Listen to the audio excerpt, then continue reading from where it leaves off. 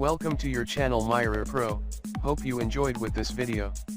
So, we recently heard that the company is going to start trial production of the foldable OLED panel in a couple of months before it begins mass production next year. A new report claims that Samsung will start producing flexible batteries later this year, which it may use for the Galaxy X.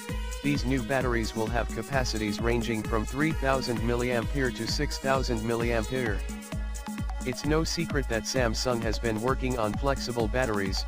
The company showed off a prototype back in 2014, but it was more of a proof of concept as it only had a capacity of 210 mAh, which was certainly not enough for a smartphone. Samsung's flexible batteries seem to have come a long way since then, as it's now aiming to start producing them at scale later this year, since they're said to have capacities between 3000 mAh and 6000 mAh. The component finally has commercial value, and Samsung SDI can start selling it to customers, including but not limited to Samsung Electronics. Samsung will ostensibly use the flexible battery in the Galaxy X.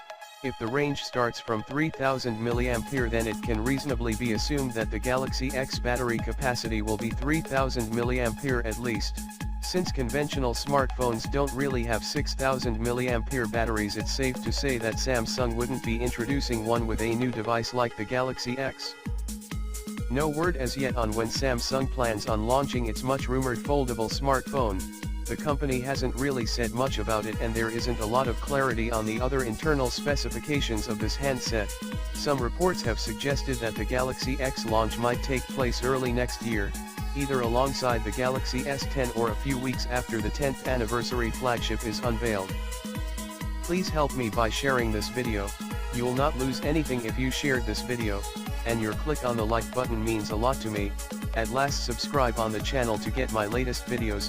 Thanks a lot for your time. If you liked this video, please share it, and don't forget to subscribe to get last updates. Thank you for your time.